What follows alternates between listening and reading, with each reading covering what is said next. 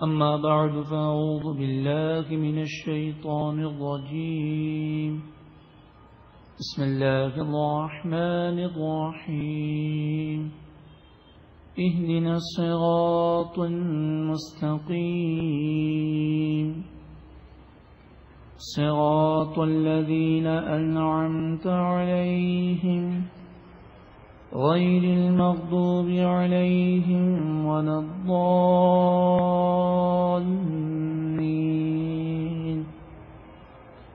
صدق الله العلي العظيم وصدق رسوله النبي الكريم عقیدت و محبت کے ساتھ عقید جہاں صلی اللہ علیہ وآلہ وسلم پر بآواز بلند درود و سلام پڑھیے۔ اللہم صلی علی سیدنا و مولانا محمد وعلی آل سیدنا و مولانا محمد وبارک وسلم صلاة و سلاما علیک یا سیدی یا سیدی یا سیدی یا مکی یا مدنی یا رسول اللہ۔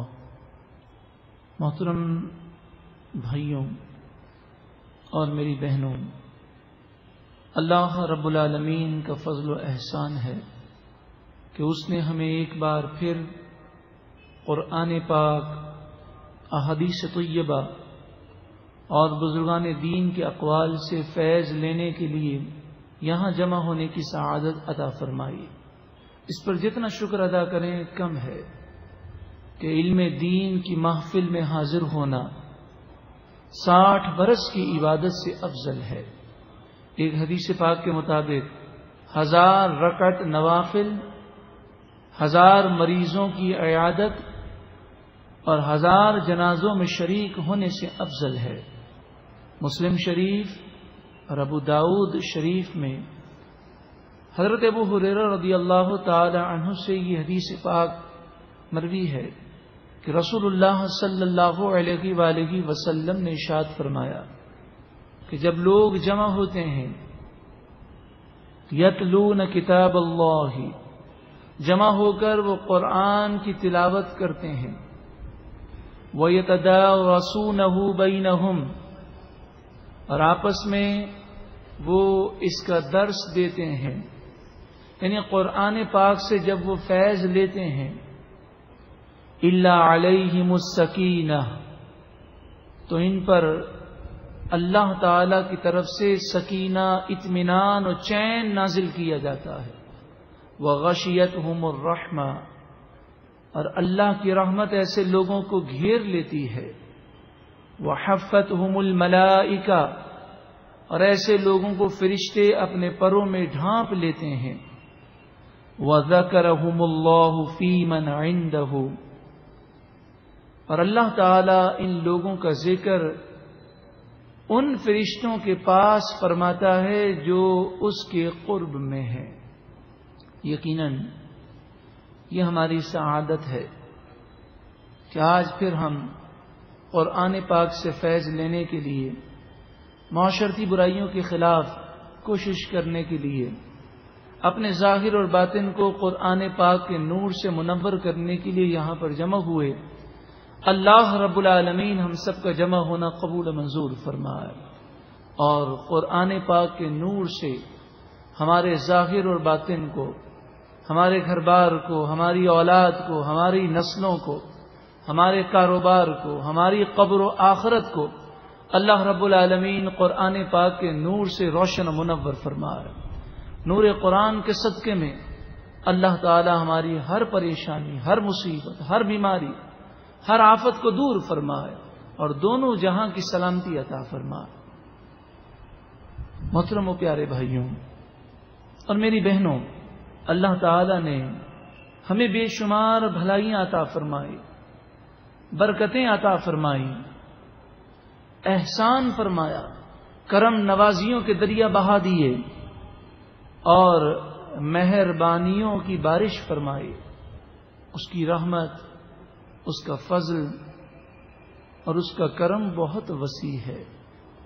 سورۃ الاعراف آیت نمبر 156 اللہ رب العالمین ارشاد فرماتا ہے وَرَحْمَتِي وَسِعَتْ كُلَّ شَيْءٍ، اور میری رحمت ہر چیز کو گھیرے ہوئے ہے، زمین و آسمان، چاند سورج، ہماری صبح، ہماری شام، ہمارا جسم، ہر لمحے ہم اللہ کی رحمتوں میں ڈوبے ہوئے ہیں، اور یہ اس کا کرم ہے کہ ہم چل رہے ہیں، یہ اس کا کرم ہے کہ ہم روزی کما رہے ہیں۔ سورۃ القصص آیت نمبر 73 میں اللہ رب العالمین فرماتا ہے وَمِن رَحْمَتِهِ، اور یہ اللہ کی رحمتوں میں سے ایک رحمت ہے، جَعَلَ لَكُمُ اللَّيْلَ وَالنَّهَارَ، کہ اس نے تمہارے لیے رات و دن کو پیدا کیا۔ رات اس لیے پیدا کی لِتَسْكُنُوا فِيهِ، تاکہ تم رات میں سکون اور آرام حاصل کرو، اور دن اس لیے پیدا کیا وَلِتَبْتَغُوا مِن فَضْلِهِ، تاکہ تم دن میں اللہ کی روزی تلاش کرو، وَلَعَلَّكُمْ تَشْكُرُونَ، یہ اللہ کی رحمت ہے اور اس لیے ہے تاکہ تم شکر کرو۔ سر سے لے کر پاؤں تک ہمارے ایک ایک عضو پر اللہ کی کروڑوں رحمتیں برس رہی ہیں، ہم اس رحمت پر جتنا شکر ادا کریں کم ہے۔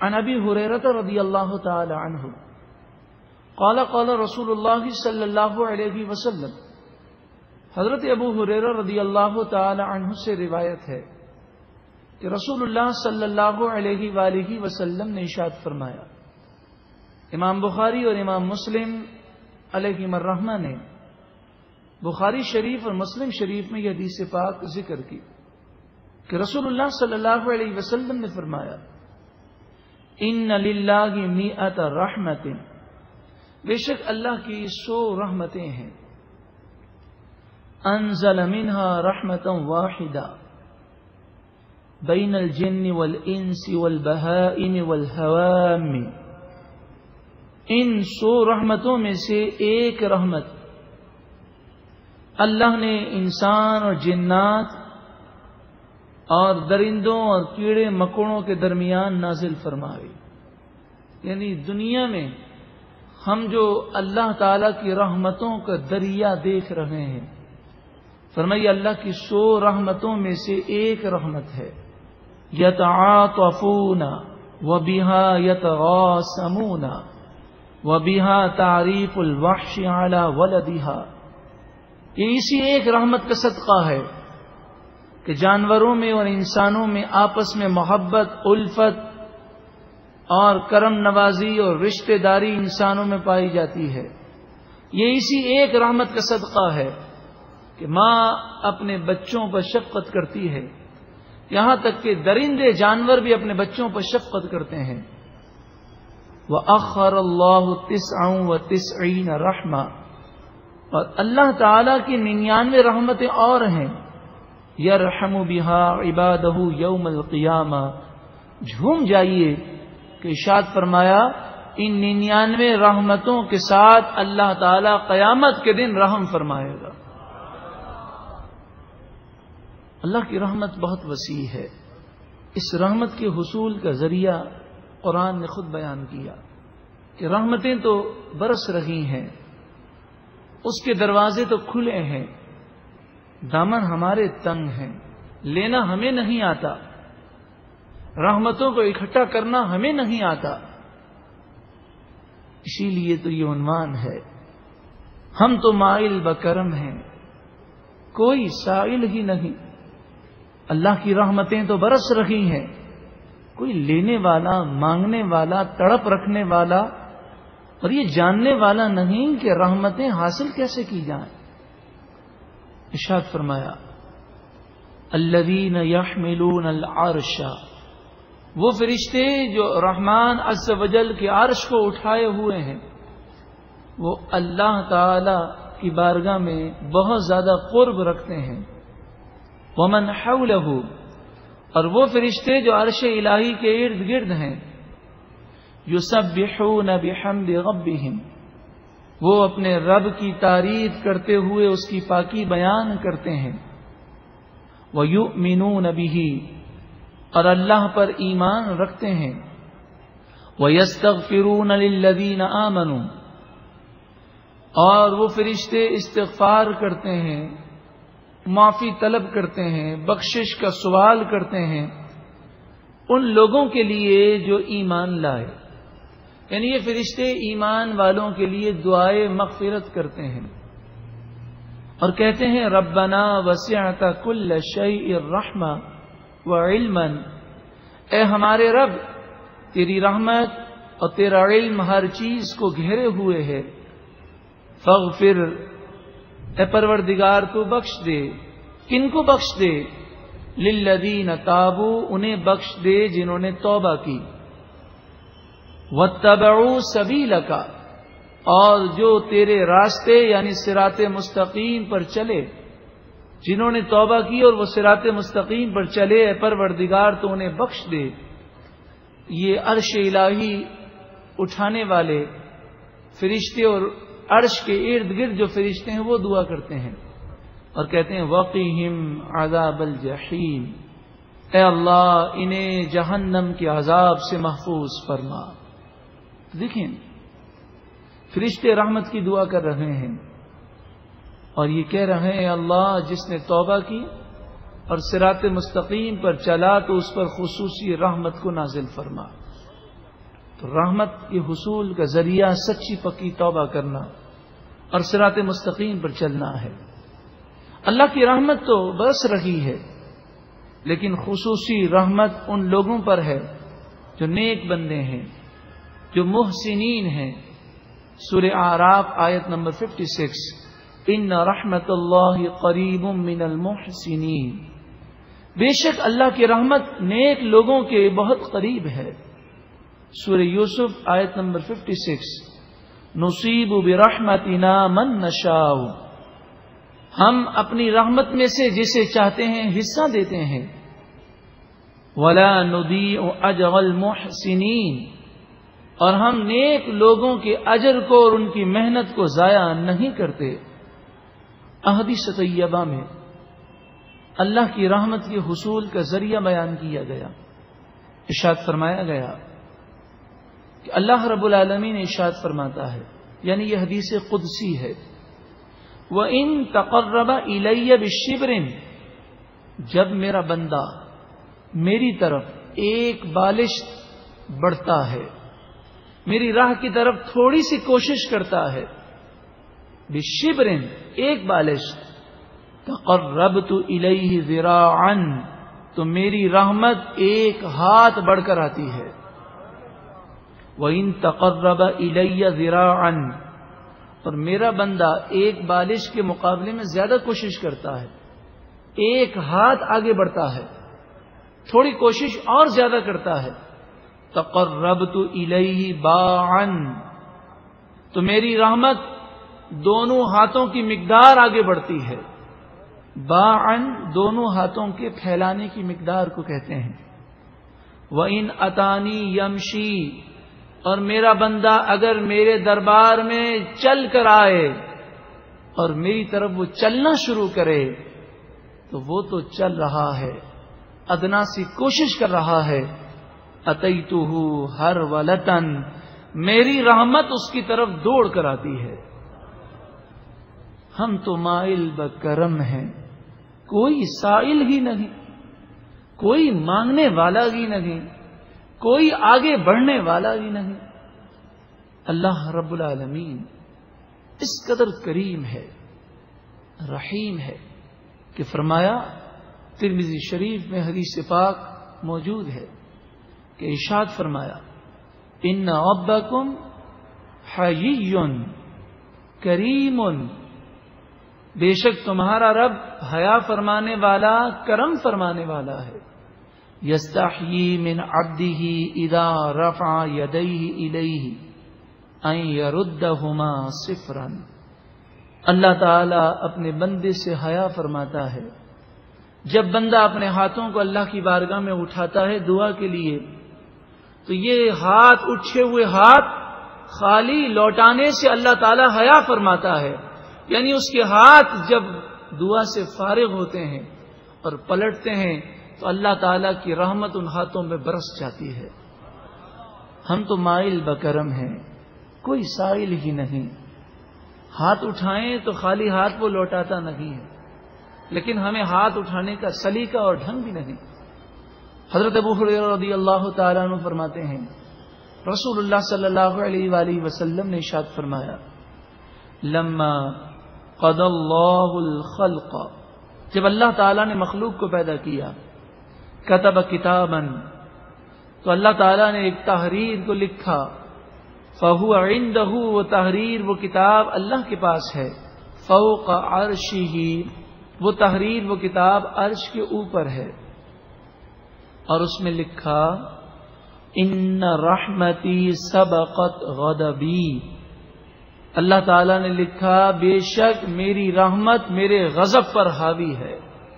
سورہ زمر آیت نمبر 53 تا 58، 53 سے لے کر 58 تک، یہ آیت کریمہ ہمیں یہ بتاتی ہیں کہ اللہ کی رحمت کو کیسے حاصل کیا جائے، جو کہ آج ہمارا یہ عنوان ہے۔ ہم تو مائل بکرم ہیں، کوئی سائل ہی نہیں۔ قل، اے محبوب آپ فرمائیے، یا عبادی الذین اسرفوا علی انفسہم، اے محبوب آپ کہہ دیجئے، اے میرے وہ بندوں جنہوں نے اپنی جانوں پر ظلم کیا، گناہ کیے، لا تقنطوا من رحمت اللہ، تم اللہ کی رحمت سے مایوس نہ ہو، ان اللہ یغفر الذنوب جمیعا، تم اللہ کی بارگاہ میں توبہ کرو، بے شک اللہ تعالی سارے گناہوں کو بخش دے گا، انہ هو الغفور الرحیم، بے شک وہی بخشنے والا مہربان ہے۔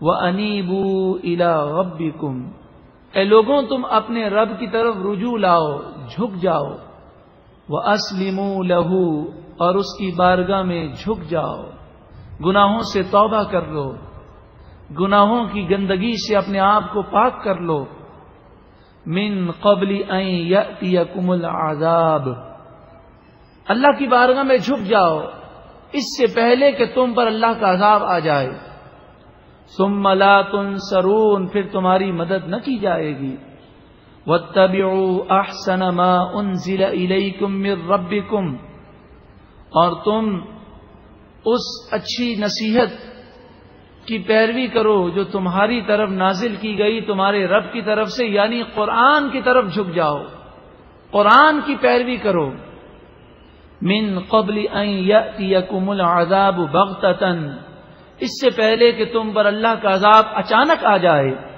وانتم لا تشعرون، اس حال میں کہ تمہیں شعور نہ ہو، ان تقول نفس، کہیں ایسا نہ ہو کہ اس وقت افسوس کے ساتھ کوئی یہ کہے، یا حسرتا، ہائے افسوس ہے، علی ما فرطت فی جنب اللہ، ان کوتاہیوں پر افسوس ہے جو میں نے اللہ کے حکم کے بارے میں کی، جو میں نے نافرمانیاں کی اس پر مجھے افسوس ہے، وَإِن كُنتُ لَمِنَ السَّاخِرِينَ، اور وہ کہے کہ بے شک اس سے پہلے میں مذاق اڑایا کرتا تھا، نصیحت کی باتوں کو مذاق میں اڑا دیا کرتا تھا، او تقول لو ان اللہ ہدانی لکنت من المتقین، یا کوئی شخص پہلے تو خود گناہ کرے پھر جب برباد ہو جائے تو یہ کہے کہ اللہ نے مجھے ہدایت نہیں دی،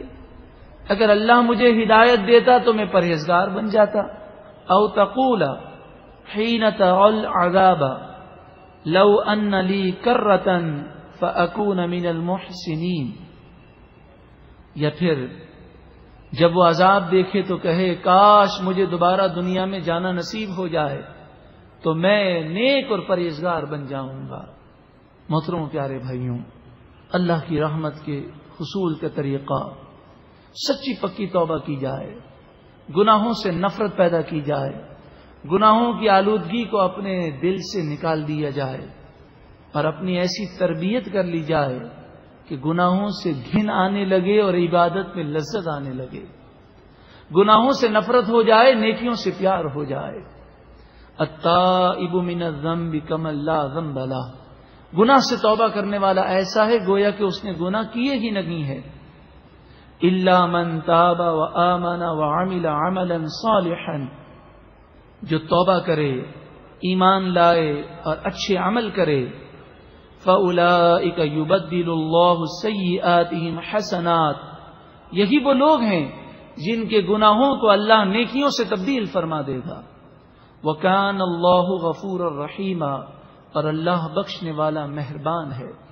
وَمَن تَابَ وَعَمِلَ صَالِحًا، جو توبہ کرے اور اچھے عمل کرے، فَإِنَّهُ يَتُوبُ إِلَى اللَّهِ مَتَابًا، پس بے شک وہی حقیقی طور پر اللہ کی طرف رجوع لایا۔ تو اللہ کی رحمت کا حاصل کرنے والا وہی ہے جس کا دل گناہوں کی لذتوں سے خالی ہو جائے، جس کے دل میں نور مصطفیٰ ہو، جس کے دل میں نور قرآن ہو، جس کے دل میں تہجد کی لذت ہو، جس کے دل میں سجدوں کی تڑپ ہو، جسے گناہوں سے ایسی گھن ہو کہ بدبودار اور نجاست سے جتنی گھن ہے اس سے زیادہ گھن اسے گناہوں سے ہو، وہ نیکی کی تلاش میں ہو، وہ نیکیوں میں آگے بڑھنے والا ہو، یقیناً وہی اللہ کی رحمت کو حقیقی طور پر پانے والا ہے، وہی کامیاب ہے، وہی فلاح پانے والا ہے۔ ہم تو مائل بکرم ہیں، کوئی سائل ہی نہیں، رحمتیں برس رہی ہیں۔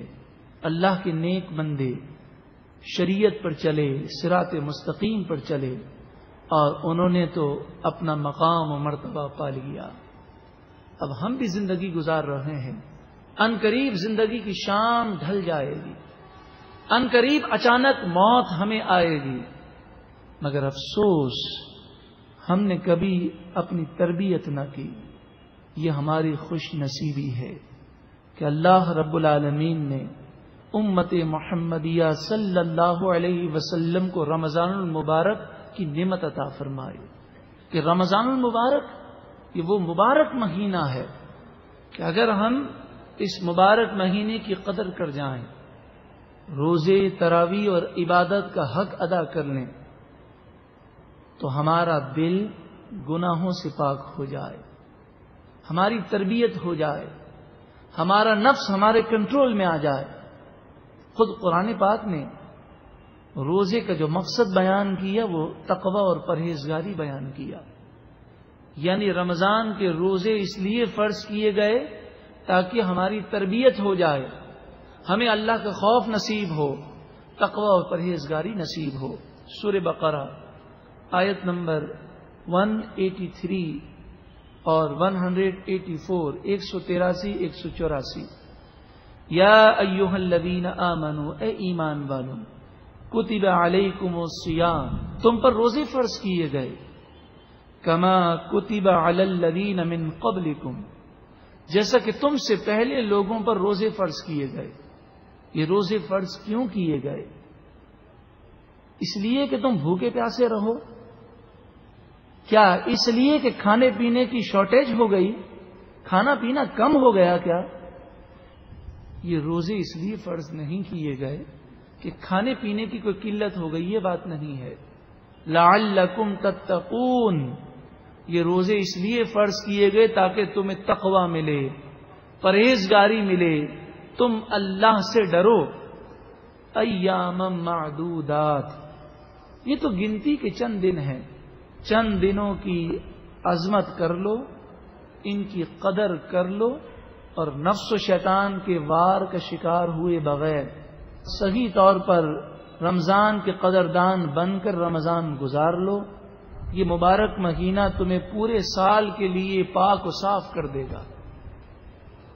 یہ مبارک مہینہ وہ عظیم مہینہ ہے کہ رسول اللہ صلی اللہ علیہ وسلم فرماتے ہیں، لو یعلم العباد ما رمضان، اگر لوگ جانتے کہ رمضان کس قدر وقت اور عظمتوں والا ہے، اگر رمضان کی حقیقت لوگ جانتے، لتمنت امتی ان تکون السنۃ کلھا رمضان، تو میری امت یہ تمنا کرتی کہ کاش پورے سال رمضان کا مہینہ ہو۔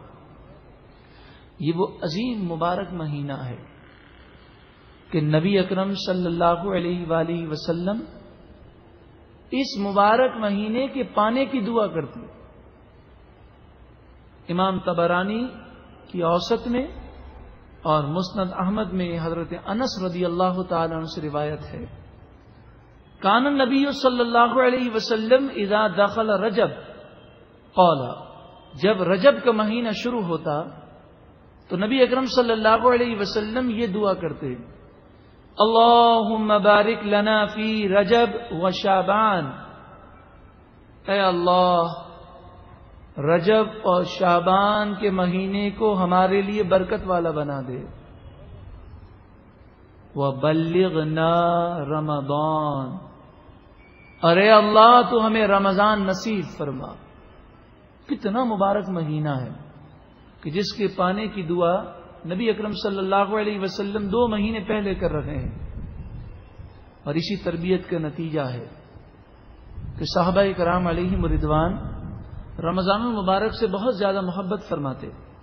حضرت یعلا بن فضل فرماتے ہیں، کانوا یدعون اللہ تعالی 6 اشہر ان یبلغہم رمضان، صحابہ کرام 6 مہینے سے یہ دعا کرتے کہ اللہ صحت تندرستی کے ساتھ ہمیں رمضان نصیب فرما۔ ثم یدعونہ 6 اشہر ان یتقبل منہم، اور جب رمضان کا مہینہ چلا جاتا تو 6 مہینے تک صحابہ کرام یہ دعا کرتے، اے اللہ رمضان میں کی جانے والی عبادتیں تو قبول و منظور فرما۔ یعنی گویا کہ رمضان کی آمد کی خوشی 6 مہینے پہلے سے مناتے، اور اس کی تیاری کے لیے اپنا ذہن اور اس کے لیے دعائیں 6 مہینے قبل کرتے، اور جب رمضان چلا جاتا تو 6 مہینے تک رمضان کی یاد مناتے، اس کی عبادتوں کی قبولیت کی دعا کرتے، اور محدث فرماتے ہیں گویا کہ رمضان کے جانے کا غم 6 مہینے تک جاری و ساری رہتا۔ ایک روایت میں یہ ہے کہ نبی اکرم صلی اللہ علیہ وآلہ وسلم جب رمضان کے چاند دیکھتے، اذا دخل رمضان تغیر لونہ، جب رمضان شروع ہوتا تو نبی اکرم صلی اللہ علیہ وسلم کے چہرہ مبارک کا رنگ مبارک فک ہو جاتا، اڑ جاتا، متغیر ہو جاتا، اور چہرے سے فکر کے آثار نظر آتے۔ حضرت امام مناوی رحمت اللہ تعالی علیہ اس کی حکمت بیان کرتے ہیں، خشیۃ من ان یعرض له فیہ ما یقصر عن الوفاء بحق العبودیۃ فیہ۔ آپ فرماتے ہیں آپ کا ایسا کرنا ہماری تربیت ہے، اور گویا کہ آپ یہ پیغام دے رہے ہیں کہ انسان کو یہ سوچنا چاہیے اور یہ فکر کرنی چاہیے کہ رمضان کا مہینہ تو اللہ نے نصیب کیا، اب میں اس کا حق ادا کر سکوں گا کہ نہیں، اس کی فکر کرنی چاہیے۔ تو امام مناوی کہتے ہیں رسول اللہ صلی اللہ علیہ وسلم اس فکر میں ہوتے، اس لیے آپ کے چہرے مبارک کا رنگ اڑ جاتا۔ ارے وہ تو امام الانبیاء ہیں، ساری مخلوق میں سب سے افضل ہیں، ارے وہ تو فرشتوں کے بھی سردار ہیں، وہ نبیوں کے سردار ہیں، وہ رمضان کا چاند دیکھیں تو فکر کریں کہ رمضان کی میں قدر کر سکوں گا یا نہیں۔ یقیناً عقائد جہاں صلی اللہ علیہ وسلم تو قدر کرنے والے ہیں، بلکہ جس کی طرف آپ نظر کرم فرما دیں وہ بھی رمضان کا قدردان بن جائے۔ حضور کا یہ عمل ہماری تربیت ہے۔ کیا کبھی رمضان کا چاند دیکھ کر ہم نے یہ سوچا؟ ہم تو رمضان کا چاند دیکھ کر یہ سوچتے ہیں کہ اب میں عید کی خریداری کیسے کروں گا، مجھے تنخواہ کس تاریخ کو ملے گی۔ خواتین ہیں تو پکوان کی اور کھانوں کی فہرست وہ تیار کرتی ہیں کہ نئے نئے کھانے ہم پکائیں۔ سارا دن خواتین کھانا پکانے میں صرف کر دیتی ہیں۔ راتوں کو لوگ 2 بجے تک فضول گپوں میں اپنے وقت کو برباد کرتے ہیں۔ ایک ہی فکر ہے کہ بس عید کی خریداری کیسے ہو جائے، رمضان میں ہم کھا پی لیں اچھی طرح، اور اگر کسی سال رمضان میں اچھا کھانا پینا نصیب نہ ہو، یعنی ناشکری انسان کے دل میں ہے. رمضان میں تو پورے سال سے اچھا ہی نصیب ہوتا ہے، مگر کبھی کبھی انسان ناشکرا بن جاتا ہے، تو پھر رمضان کے بعد کہتے ہیں اس سال ہمارا رمضان اچھا نہیں گزرا. اچھا نہیں گزرا سے یہ مراد نہیں کہ میں عبادت نہ کر سکا، میں نے اللہ کو راضی کرنے والے کام درست طور پہ نہیں کیے، بلکہ اچھا نہ گزرا اس سے مراد عید کی خریداری صحیح طور پر نہ کر سکا. اچھا نہ گزرا اس سے مراد یہ ہے کہ میں خوب کھانے کے دسترخوان نہ لگا سکا، سحری اور افطاری میں ڈٹ کر میں کھا نہ سکا. ہماری یہ سوچ رسول اللہ صلی اللہ علیہ وسلم کی دی ہوئی گائیڈ لائن اور آپ کی سوچ سے کس قدر دور جا رہی ہے. بزرگان دین رمضان کی تیاری شعبان سے کرتے، اور وہ رمضان کی پریکٹس اور اس کی اپنے اندر عادت ڈالنے کے لیے شعبان میں روزے رکھتے، 20 رکعت نفل پڑھتے، تہجد گزار ہو جاتے، یعنی وہی روٹین جو رمضان میں ہے وہ شعبان میں کرتے. اور وہ اس لیے کرتے تاکہ جسم رمضان کی عبادت کا عادی ہو جائے. جب شعبان میں اتنی پریکٹس کر لیں گے تو پھر رمضان میں عبادت میں سستی نہیں ہوگی، بلکہ اور بڑھ کر عبادت کریں گے. اب جن لوگوں کو روزہ رکھنے کی عادت نہیں ہوتی وہ رمضان میں روزہ رکھ کر پریشان ہو جاتے ہیں، اور پھر جب وہ افطاری کا وقت آتا ہے تو اتنا کھا پی لیتے ہیں کہ وہ عشاء کی نماز بھی صحیح طور پر پڑھنے کے قابل نہیں رہتے. اور یہ طریقہ انہوں نے نبی اکرم صلی اللہ علیہ وسلم کی احادیث طیبہ سے حاصل کیا. کانا اکثر صیام رسول اللہ صلی اللہ علیہ وسلم فی شعبان، کہ فرمایا کہ شعبان میں نبی اکرم صلی اللہ علیہ وسلم سب سے زیادہ روزے رکھتے، رمضان کے علاوہ سب سے زیادہ روزے شعبان میں رکھتے، اور بسا اوقات تو پورا شعبان روزہ رکھتے. اس کی ایک حکمت محدثین نے یہ بیان کی کہ آپ صلی اللہ علیہ وسلم نے شعبان میں رمضان المبارک کی تیاری کا ذہن دیا، کیونکہ شعبان رمضان کے لیے مقدمے کی مانند ہے، یعنی شعبان رمضان کی آمد کا اعلان ہے. اس میں وہی اعمال ہوں جو رمضان میں ہوں گے تاکہ جسم رمضان کی عبادت کے لیے تیار ہو جائے. جیسے فرائض سے پہلے سنتیں ادا کی جاتی ہیں، تو سنت پڑھنے سے ذہن عبادت کے لیے تیار ہو جاتا ہے اور فرض میں زیادہ دل لگتا ہے. اب دیکھ لیجئے، اگر ہماری سنتیں نکل جائیں اور ڈائریکٹ فرض نماز میں پہنچیں، اس کے مقابلے میں اگر 5-10 منٹ پہلے مسجد میں پہنچ جائیں، اطمینان سے سنت پڑھ لیں، پھر جماعت میں شریک ہوں تو کتنا سرور فرض نماز پڑھنے میں آتا ہے.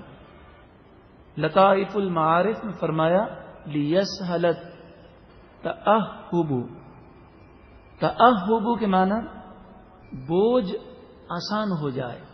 لتلقی رمضان، آپ شعبان میں روزے اس لیے رکھتے تاکہ رمضان المبارک کو پانے کے لیے بوجھ آسان ہو جائے اور نفس اس کے لیے تیار ہو جائے.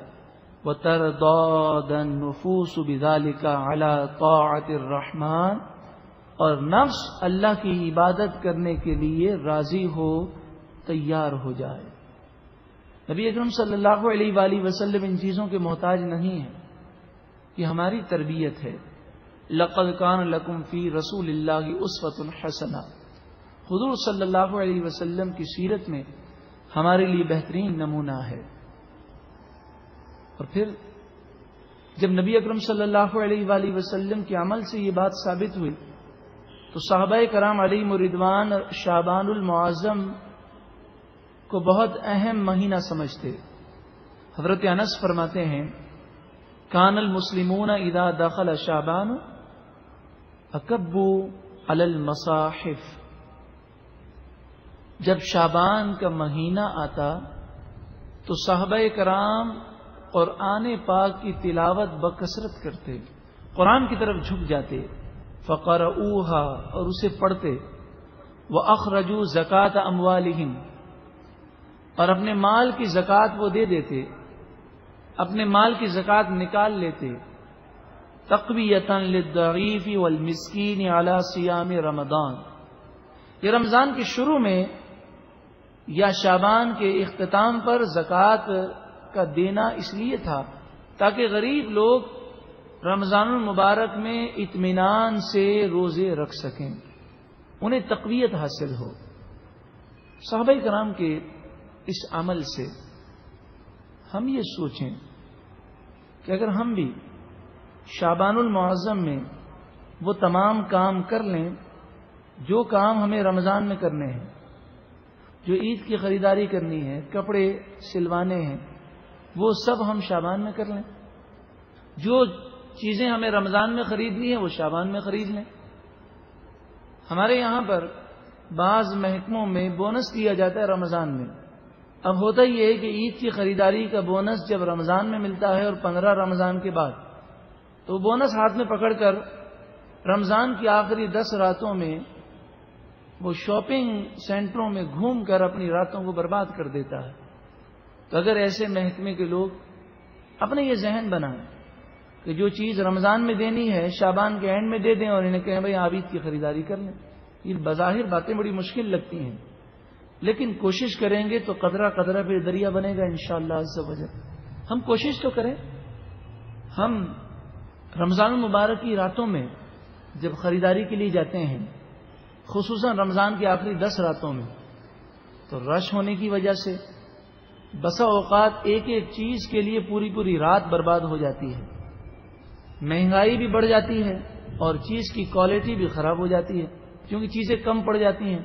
تو اگر شعبان المعظم میں اطمینان سے یہ ساری تیاری کر لیں اور پھر عبادت کا اپنے آپ کو عادی کر لیں، اور جیسے صحابہ کرام کا معمول تھا کہ وہ رمضان المبارک سے پہلے سارے معاملات سے فارغ ہو کر رمضان المبارک میں اپنے آپ کو عبادت کے لیے وہ صرف کر دیتے، اپنا وقت وہ عبادت میں لگاتے. اور خاص طور پر رمضان کی راتوں میں خریداری میں یا دکان پر بیٹھ کر یا گپے مار کر یا گناہ کر کے رمضان کی راتوں کو ضائع کرنا، یہ کس قدر محرومی ہے.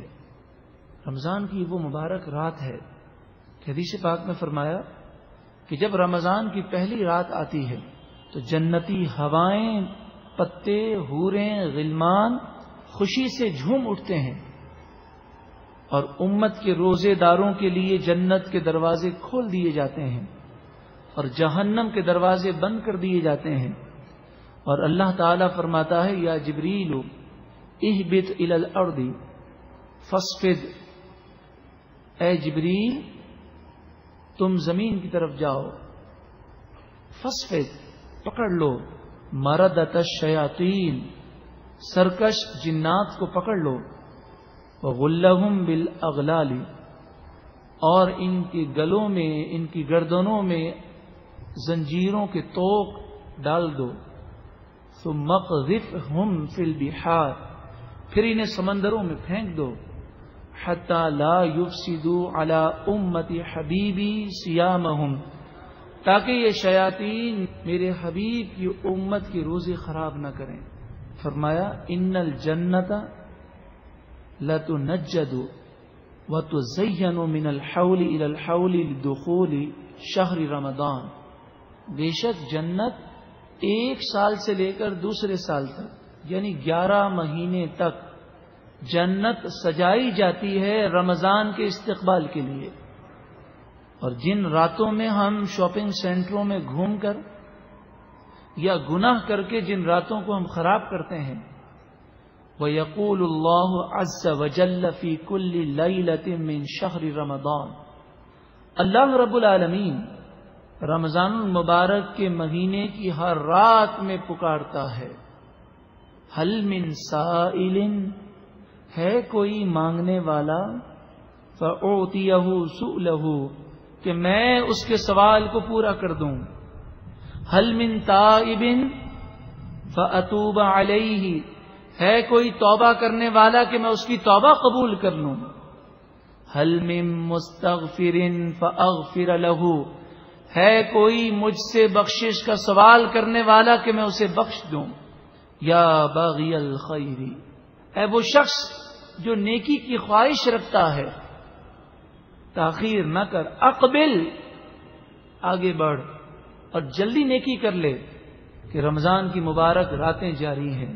وَيَا بَاغِيَ الشَّرِّ أَقْصِرْ، اور اے گناہ کرنے والے گناہوں سے باز آ جا۔ وَلِلَّهِ عُتَقَاءُ مِنَ النَّارِ وَذَلِكَ كُلَّ لَيْلَةٍ، اللہ رب العالمین رمضان کی ہر رات میں گناہ گاروں کو جن سے اللہ راضی ہوتا ہے انہیں جہنم سے آزادی نصیب ہوتی ہے، اور یہ رمضان کی ہر رات میں ہوتا ہے۔ کہاں رحمت کی صدائیں ہو رہی ہیں اور کہاں ہم غافل کوتاہی کرنے والے کہ جن سے عشاء کی نماز بھی خشوع و خضوع سے نہیں پڑھی جاتی، جن سے تراویح بھی توجہ سے نہیں پڑھی جاتی۔ ہم تو مائل بکرم ہیں، کوئی سائل ہی نہیں۔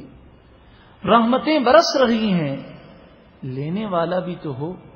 رمضان المبارک کی پیاری پیاری راتوں میں رحمتیں برس رہی ہوتی ہیں، مگر ہائے افسوس ہماری غفلتیں اور کوتاہیاں ان مبارک راتوں کو ہم کھانے پینے، فضول باتیں کرنے، گھومنے پھرنے یا غفلت سے سونے اور شاپنگ کرنے میں صرف کر دیتے ہیں، اور ان برسنے والی رحمتوں سے حصہ نہیں پاتے۔ ہم تو مائل بکرم ہیں، کوئی سائل ہی نہیں۔ افسوس، صد افسوس، یہ وہ عظیم مبارک مہینہ ہے کہ فرمایا ذاکر اللہ فی رمضان، جو رمضان المبارک میں اللہ کی یاد کرتا ہے مغفور اللہ سے بخش دیا جاتا ہے۔ وسائل اللہ فیہ لا یخیب، اور جو رمضان میں اللہ سے مانگتا ہے اس کی دعائیں قبول ہوتی ہیں۔ یہ وہ مبارک مہینہ ہے کہ اگر ہم اس کی قدر کرنے میں کامیاب ہو جائیں اور اللہ تعالی راضی ہو جائے تو حدیث پاک میں فرمایا کہ جب عید کی رات آتی ہے اللہ تعالیٰ فرشتوں سے فرماتا ہے فَإِنِّي أُشْهِدُكُمْ يَا مَلَائِكَتِي، اے میرے فرشتوں میں تمہیں گواہ بنا رہا ہوں، أَنِّي قَدْ جَعَلْتُ ثَوَابَهُمْ مِنْ صِيَامِهِمْ شَهْرَ رَمَضَانَ وَقِيَامِهِمْ، کہ ان لوگوں نے رمضان کے روزے رکھے اور رمضان کو راتوں کو میری عبادتیں کی ہیں، تم گواہ بن جاؤ کہ میں نے ردایا و مغفرتی، میں نے انہیں اپنی رضامندی دے دی اور میری مغفرت انہیں مل گئی، یعنی میں ان سے راضی ہو گیا اور میں نے انہیں بخش دیا۔ اور جب رمضان المبارک کے قدردان جنہوں نے رمضان کو غفلت سے نہ گزارا، رمضان کے ایک ایک لمحے کی قدر کی، جب وہ عید کی نماز سے فارغ ہو کر اب اٹھنے لگتے ہیں تو اللہ تعالی فرماتا ہے وَانصَرِفُوا مَغْفُورًا لَكُمْ، اے رمضان کے قدردانوں اب تم اپنے گھروں کو جاؤ، تم سب کی بخشش ہو گئی۔ قَدْ أَرْضَيْتُمُونِي، بے شک تم نے مجھے راضی کر دیا، وَرَضِيتُ عَنْكُمْ، اور میں تم سے راضی ہو گیا۔ ہم تو مائل بکرم ہیں، کوئی سائل ہی نہیں۔ کئی رمضان غفلت میں گزارے، ہائے افسوس اب ہمیں نہیں معلوم کہ اس سال کا رمضان نصیب ہوگا یا نہیں۔ ہو سکتا ہے کسی کی موت اس رمضان کے آنے سے پہلے لکھی ہو، مگر مومن کی نیت اس کے عمل سے بہتر ہے۔ ہم نیت کریں کہ انشاءاللہ اب جتنے رمضان نصیب ہوں گے اب ہم رمضان کبھی غفلت میں نہیں گزاریں گے، ہم رمضان المبارک کی ضرور قدر کریں گے۔ نبی اکرم صلی اللہ علیہ وسلم رمضان کی نہ صرف آپ قدر کرتے بلکہ لوگوں کو رمضان کی قدر ان کے ذہنوں میں، لوگوں کے ذہنوں میں ڈالتے کہ جب رمضان المبارک کی آمد ہونے والی ہوتی تو آپ کا یہ معمول کہ رمضان المبارک سے پہلے رمضان کے فضائل بیان کرتے تاکہ پہلے سے ذہن بن جائے۔ اور رمضان میں سستی اور غفلت غالب نہ آئے۔ چنانچہ حدیث پاک میں ہے رمضان المبارک کی آمد سے ایک دن پہلے نبی اکرم صلی اللہ علیہ وسلم نے صحابہ کرام علیہم رضوان کو جمع فرما کر عظیم خطبہ دیا، درس دیا، واعظ فرمایا۔ میں کوشش کروں گا کہ اس عظیم خطبے کا ایک ایک لفظ آہستہ آہستہ پیش کیا جائے، اور ہم یہ تصور کریں کہ ہم وہ عظیم خطبہ رسول اللہ صلی اللہ علیہ وسلم کی زبان اقدس سے سن رہے ہیں، کیونکہ علماء نے فرمایا حدیث جب سنیں تو اس قدر باادب ہو جائیں گویا کہ خود سرکار دو عالم صلی اللہ علیہ وسلم کی زبان اقدس سے ہم وہ فرمان سن رہے ہیں، اور ہم اس طرح سننے میں کاش کامیاب ہو جائیں کہ جو فکر رسول اللہ صلی اللہ علیہ وسلم ہمیں دینا چاہتے ہیں اس کے لیے ہم ذہنی طور پر تیار ہو جائیں۔ بہت توجہ، شوق اور محبت کے ساتھ سماعت کیجیے۔ عن سلمان الفارسی رضی اللہ تعالی عنہ، حضرت سلمان فارسی رضی اللہ تعالی عنہ سے مروی ہے، قال، آپ فرماتے ہیں، خطبنا رسول اللہ صلی اللہ علیہ وسلم فی آخری یوم من شعبان، نبی اکرم صلی اللہ علیہ وسلم نے شعبان کے آخری دن خطبہ ہمیں دیا، ہم سے آپ نے بیان کیا، ہمیں نصیحتیں فرمائی، ہمیں واعظ فرمایا۔ یا ایھا الناس، اے لوگوں، قد اولکم شہر عظیم، بے شک ان قریب تم پر عظیم مہینہ سایہ فگن ہونے والا ہے۔ شہر مبارکن، وہ عظیم مہینہ جو برکت والا مہینہ ہے۔ فیہ لیلۃ، اس مہینے میں ایک ایسی رات ہے، خیر من الف شہر، جو 1000 مہینوں کی عبادت سے افضل ہے۔ جعل اللہ صیامہ فریضہ، اللہ نے اس کے روزوں کو فرض قرار دیا۔ وقیام لیلہ تطوعا، اور رات کو قیام کرنا، تراویح پڑھنا سنت قرار دیا۔ من تقرب فیہ بخصلۃ من الخیر، جو کوئی اس مہینے میں کوئی نیکی کرے گا یعنی نفلی عبادت کرے گا، کان کمن ادا فریضۃ فیما سواہ، تو اسے دیگر مہینوں میں فرض کے برابر ثواب دیا جائے گا، یعنی دوسرے مہینوں میں فرض کیا اتنا ثواب رمضان میں نفلی نیکی کا ہے، نفل فرض کے برابر۔ ومن ادا فریضۃ فیہ کان کمن ادا 70 فریضۃ فیما سواہ، اور جس نے رمضان میں ایک فرض ادا کیا تو اسے اتنا ثواب ملے گا گویا کہ دوسرے مہینوں میں 70 فرض ادا کیے۔ وہو شہر الصبر، یہ صبر اور برداشت کا مہینہ ہے۔ والصبر ثوابہ الجنہ، اور صبر کا ثواب جنت ہے۔ وشہر المواساۃ، اور یہ مسلمانوں سے ہمدردی کرنے کا مہینہ ہے۔ وشہر یزاد فیہ رزق المؤمن، یہ وہ مبارک مہینہ ہے جس میں مومن کی روزی بڑھا دی جاتی ہے۔ من فطر فیہ صائما، جو روزے دار کو روزہ افطار کرائے گا، کان لہ مغفرۃ لذنوبہ، تو یہ روزہ افطار کرانا اس کے گناہوں کی بخشش کا ذریعہ ہوگا۔ وعتق رقبتہ، اور اس کی برکت سے اس کی گردن من النار، جہنم سے آزاد ہو جائے گی۔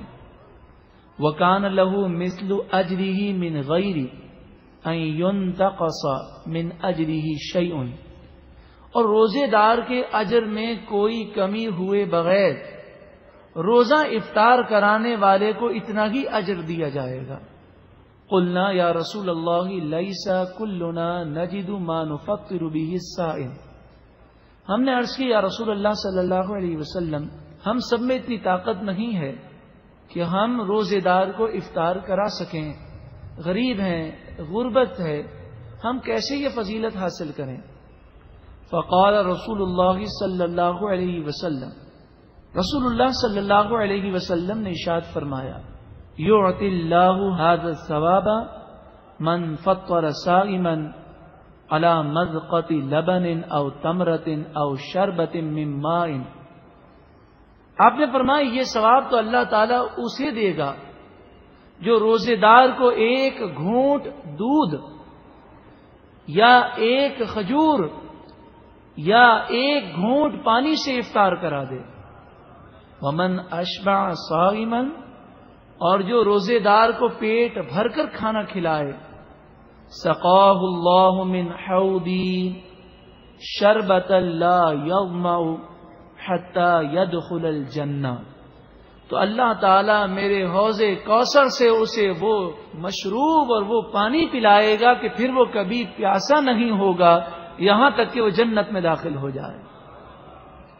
وَهُوَ شَهْرٌ أَوَّلُهُ رَحْمَةٌ، یہ وہ مبارک مہینہ ہے جس کی ابتدائی 10 دن رحمت ہے، وَأَوْسَطُهُ مَغْفِرَةٌ، اور اس کے درمیانے 10 دن مغفرت ہیں، وَآخِرُهُ عِتْقٌ مِّنَ النَّارِ، اور آخری 10 دن جہنم سے آزادی کے 10 دن ہیں۔ رمضان مبارک کی فضیلت کا اندازہ لگائیے، کسی مہینے کی فضیلت اس طرح بیان نہ کی گئی ہوگی کہ نبی اکرم صلی اللہ علیہ وآلہ وسلم نے مہینے کے ہر عشرے کے الگ الگ نام آپ نے ذکر کیے ہوں۔ سبحان اللہ، یہ مغفرت کا مہینہ ہے، رحمت کا مہینہ ہے، جہنم سے آزادی کا مہینہ ہے، مگر افسوس ہماری کوتاہیاں اور غفلتیں، ہم تو مائل بکرم ہیں، کوئی سائل ہی نہیں۔ ومن خفف عن مملوکہ فیہ، جو اس مبارک مہینے میں اپنے غلام پر آسانی کرے، یعنی غلام سے کام کم لے، غفر اللہ لہ واعتقہ من النار، اللہ تعالیٰ اس کی بخشش فرما دے گا اور اسے جہنم سے آزاد فرما دے گا۔ اور ایک روایت میں یہ بھی ہے کہ آپ نے اس خطبے میں یہ بھی ارشاد فرمایا، وَاسْتَكْثِرُوا فِيهِ مِنْ أَرْبَعَةِ خِصَالٍ، اس مبارک مہینے میں تم 4 چیزوں کی کثرت کرو۔ کتنی چیزوں کی کثرت کرنی ہے؟ خصلتین ترضون بہما ربکم، 2 خوبیاں تو وہ ہیں، 2 چیزیں تو وہ ہیں جن کے ذریعے تم اپنے رب کو راضی کر لو گے۔ وخصلتین لا غناء بکم عنہا، اور 2 خصلتیں، 2 چیزیں ایسی ہیں جن سے تم لاپرواہی نہیں کر سکتے۔ اما الخصلتان اللتان ترضون بہما ربکم، بہرحال 2 وہ چیزیں جن کے ذریعے تم اپنے رب کو راضی کر سکو گے، ان میں سے پہلی چیز ہے فشہادۃ اللہ الہ الا اللہ، تم کلمہ طیبہ کی تکرار کرو، یعنی رمضان المبارک کے مہینے میں پہلا کلمہ اور دوسرے کلمے کی تکرار کی جائے اور کثرت سے اسے پڑھا جائے۔ دوسری چیز وَتَسْتَغْفِرُونَهُ، تم اللہ تعالیٰ سے معافی مانگو اور استغفار کرو، تو اس مبارک مہینے میں استغفار کی بھی کثرت کی جائے۔ وَأَمَّا الْخَصْلَتَانِ اللَّتَانِ، اور 2 چیزیں لا غناء بکم عنہا، کہ تم ان سے لاپرواہی کبھی کر ہی نہیں سکتے، وہ تمہاری اہم ضرورت ہیں۔ فَتَسْأَلُونَ اللَّهَ الْجَنَّةَ، تم اس مبارک مہینے میں اللہ سے جنت کا سوال کرو۔ وَتَعَوَّذُونَ بِهِ مِنَ النَّارِ، اور اس مبارک مہینے میں تم کثرت سے جہنم سے پناہ مانگو۔ یہ وہ خطبہ تھا جو نبی اکرم صلی اللہ علیہ وآلہ وسلم نے رمضان المبارک سے پہلے دیا۔ کان النبی صلی اللہ علیہ وسلم یبشر اصحابہ، نبی اکرم صلی اللہ علیہ وآلہ وسلم کی عادت کریمہ، سنن نسائی باب فضل شہر رمضان، کہ نبی اکرم صلی اللہ علیہ وسلم کی عادت کریمہ تھی کہ جب رمضان کا مہینہ آتا تو آپ اپنے صحابہ کرام کو رمضان کی مبارکباد دیتے، بشارت دیتے. یقول قد جاءکم شہر رمضان شہر مبارک. آپ صحابہ کرام سے کہتے مبارک ہو تمہارے پاس وہ مہینہ آ گیا جو رمضان کا مہینہ ہے، وہ بڑی برکتوں والا مہینہ ہے. اور مجمع الزوائد کی روایت میں یہ ہے کہ آپ یہ فرماتے اتاکم رمضان سید الشہور، تمہارے پاس رمضان آ گیا جو تمام مہینوں کا سردار ہے. فمرحبا بہ واہلا، آپ اہلا وسہلا مرحبا کہتے اور کہتے کہ رمضان کی آمد تمہیں مبارک ہو. حضرت انس بن مالک روایت کرتے ہیں لما اقبل شہر رمضان، جب رمضان کی آمد ہوتی تو آپ رمضان کی آمد سے پہلے ارشاد فرماتے ماذا تستقبلون، اے میرے صحابہ تم کس چیز کا اب سامنا کرنے والے ہو، کس چیز کا استقبال کرنے والے ہو. ماذا یستقبلکم، اور کون سی چیز تمہارے سامنے آنے والی ہے، تمہارا استقبال کرنے والی ہے. جب آپ نے یہ فرمایا تو حضرت عمر رضی اللہ تعالی عنہ نے عرض کی بی ابی انت و امی یا رسول اللہ، یا رسول اللہ صلی اللہ علیہ وسلم میرے ماں باپ آپ پر قربان ہوں، کوئی وحی نازل ہونے والی ہوگی.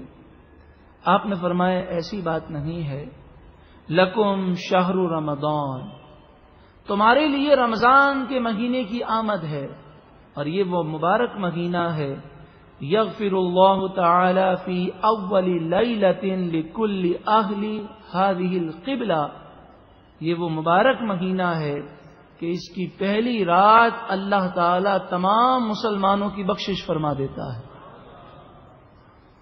اور جب رمضان المبارک شروع ہو جاتا تو حضرت عبادہ بن صامت کہتے ہیں نبی اکرم صلی اللہ علیہ وسلم آپ نے خطبہ دیا اور فرمایا اتاکم رمضان شہر برکہ، اے لوگوں تمہارے پاس برکت والا مہینہ رمضان آ گیا.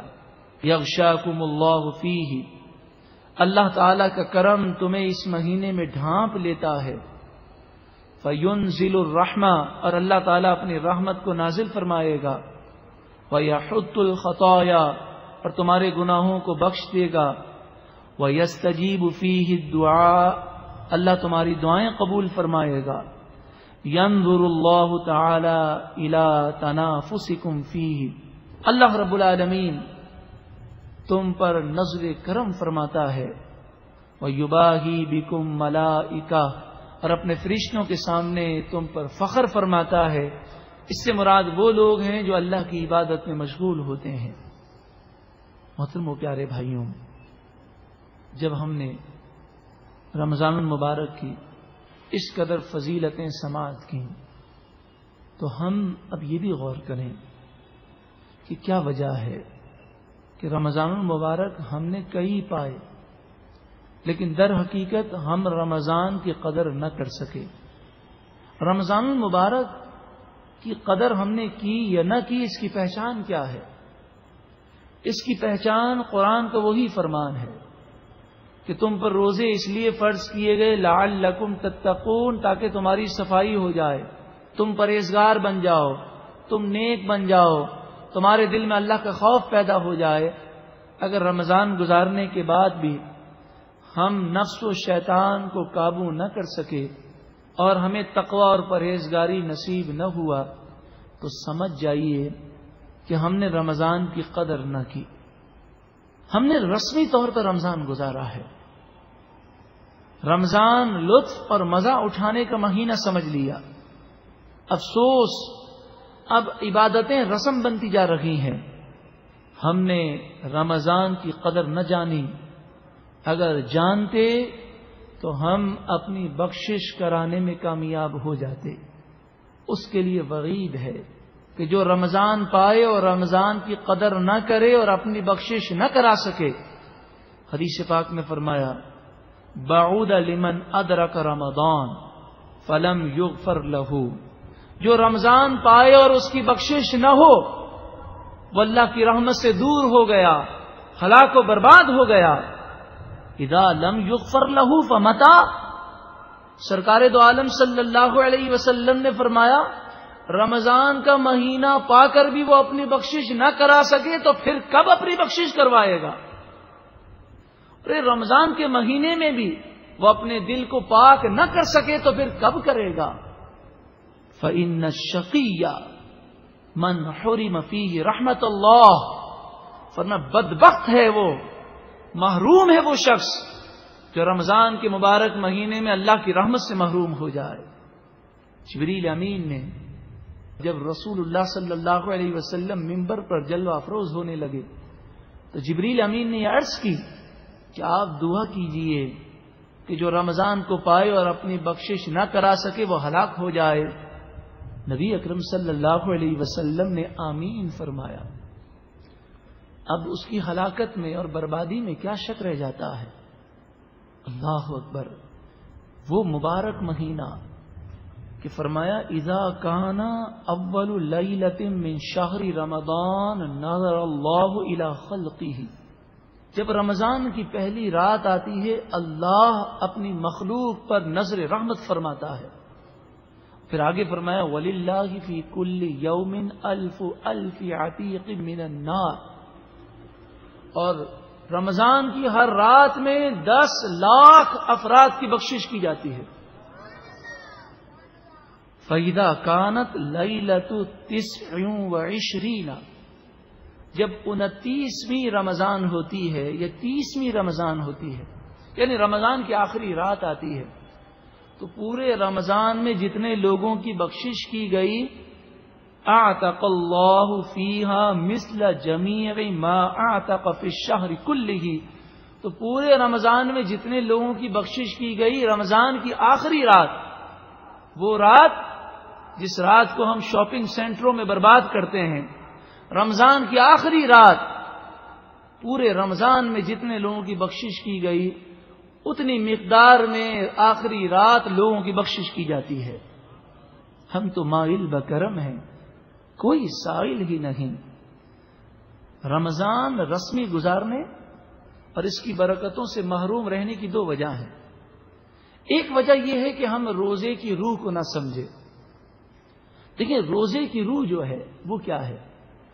روزے